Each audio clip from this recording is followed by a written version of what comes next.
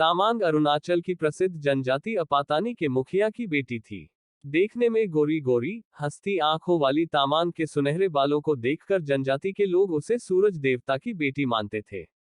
तामांग गायन नृत्य के साथ साथ हथकरघे पर वस्त्र बनाने में भी बहुत निपुण थी। इसलिए उसका पिता डोनीगर्थ अपनी इकलौती बेटी का डिंगसिल, आचुओब्यो या ट्यूबो लियुबा जैसे देवपुरुषों में से किसी एक से विवाह करके धन कमाना चाहता था। उनकी जनजाति का यही रिवाज था कि लड़के वाले लड़की के पिता को लड़की ब्याहने के लिए धन देते थे।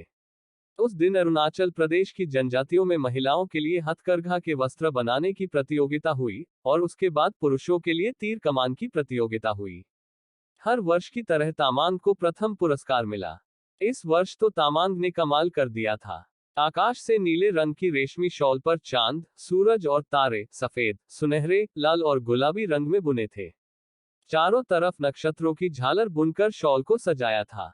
विश्वास ही नहीं होता था कि यह बुनी हुई शॉल है।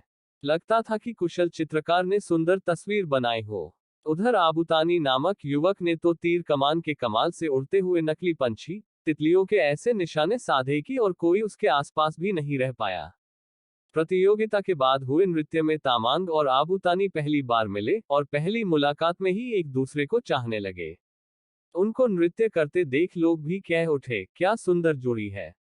बाद में वे चुपके चुपके मिलते, क्योंकि दोनों को पता था कि तामांग के पिता किसी भी तरह दोनों के विवाह के लिए मंजूरी नहीं देंगे। इसलिए उन दोनों ने चुपके से विवाह कर लिया। एक दिन तामांग के पिता ने उसे बताया कि 3 देवपुरुष उससे विवाह करना चाहते हैं। तामांग ने बताया कि उसका विवाह हो चुका है। पिता ने कहा कि वह ऐसे विवाह को नहीं मानता, न ही वे तीनों देवपुरुष मानेंगे। वह उनको नाराज नहीं कर सकता, इसलिए एक ही उपाय है। क्या पिताजी? तामांग ने पूछा। सबको एकत्रित करके शर्त रखेगा। जो शर्त पूरी करेगा वही तुम्हारा पति होगा। तीनों देवपुरुष और आबुतानी को बुलाया गया। पहली शर्त है कि चारों को जमीन पर इस तरह नृत्य करना या कूदना होगा कि जमीन से संगीत ध्वनि आए। शर्त सुनकर आबुतानी और तामांग परेशान हुए, पर आबुतानी की बहन ने कहा, चिंता मत करो। जहां आबुतानी को नृत्य करना था उसने वहां तालो यानी पीतल की तश्तरियां मिट्टी के नीचे दबा दी। नृत्य प्रारंभ हुआ। तीनों देवपुरुषों के नृत्य प्रारंभ हुए। तीनों देवपुरुषों के अनेक बार उछल कूद करने पर भी कोई आवाज नहीं आई। आबुतानी ने जैसे ही नृत्य प्रारंभ किया, हर पदन्यास के बाद टन टन की आवाज ने तार दिया। आबुतानी जीत गया, पर पिता और तीनों देवपुरुष नहीं माने। एक और शर्त रखी गई। तीर कमान से टनलोक यानी धातु के गोलाकार पर निशाना ऐसे साधना की तीर वहीं टनलोक पर लगा रहे। इस बार भी आबुतानी की बहन ने उपाय बताया। उसने आबुतानी के तीरों की नोक पर मधुमक्खी के छत्ते से निकाली गई मोम लगाई। पहले देवपुरुष ने निशाना साधा। उसका तीर टनलोक पर जाने से पहले ही गिर गया। दूसरे देवपुरुष ने भी तीर कसा, पर निशाना चूका। वह टनलोक के पास से गुजर गया। तीसरे देवपुरुष ने तीर टनलोक पर सही मारा। टन की आवाज भी हुई, पर तीर नीचे गिर गया। आखिर में आबुतानी ने तीर मारा। वह सीधा टनलोक के मध्य में लगा और वहीं पर लगा रहा। यह शर्त भी आबुतानी ने जीत ली।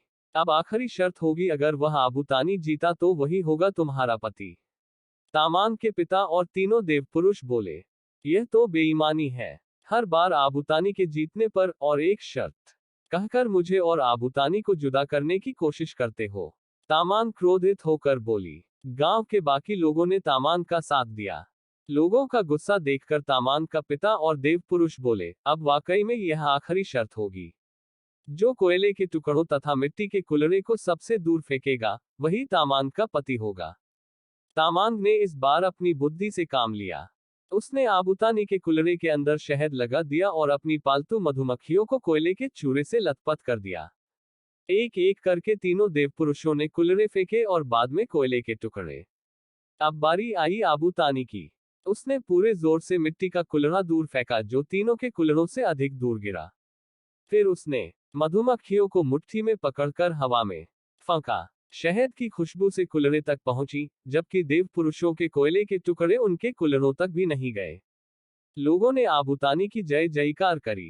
कल सुबह इसी जगह तामांग का विवाह मैं आबुतानी से रचाऊंगा। सब लोग निमंत्रित हैं। तामांग के पिता ने ऐलान किया।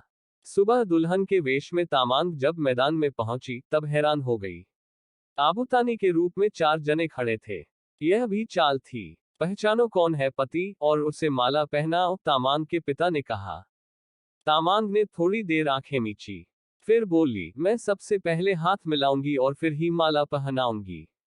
बहुत खूब, तीनों देवपुरुष खुश होकर बोले। पर तामांग ने देखा, असली आबूतानी चुप खड़ा था। पहले देवपुरुष से जब तामांग ने हाथ मिलाया तो उसने जोर से दबाया और आंख मारी। तामांग ने गुस्से से हाथ छुड़ाया। दूसरे देवपुरुष के पास पहुंचकर तामांग ने मिलाने के लिए हाथ बढ़ाया तो वह इतना पगला गया कि बाहें पसारकर आगे बढ़ने लगा। तामांग खिसक कर निकल गई। तभी तीसरे देवपुरुष ने उतावला होकर हाथ आगे बढ़ाया और तामांग का हाथ पकड़कर जोर जोर से हिलाने लगा। बड़ी मुश्किल से तामांग ने अपना हाथ छुड़ाया। अब वह चौथे यानी असली आबूतानी के पास पहुंची। उसने आबूतानी से हाथ मिलाया। उसके परिचित स्पर्श तथा उसकी आंखों से छलकते प्यार से वह निश्चित हुई। उसे पूरा विश्वास हुआ और उसने आबूतानी को वरमाला पहनाई। तामांग के पिता और तीनों देवपुरुष शर्म से गर्दन झुकाए लोगों की झिड़कियां सुनते रहे। लोगों ने खुशी से पुष्पवर्षा करके विवाह की रस्म पूरी कर दी।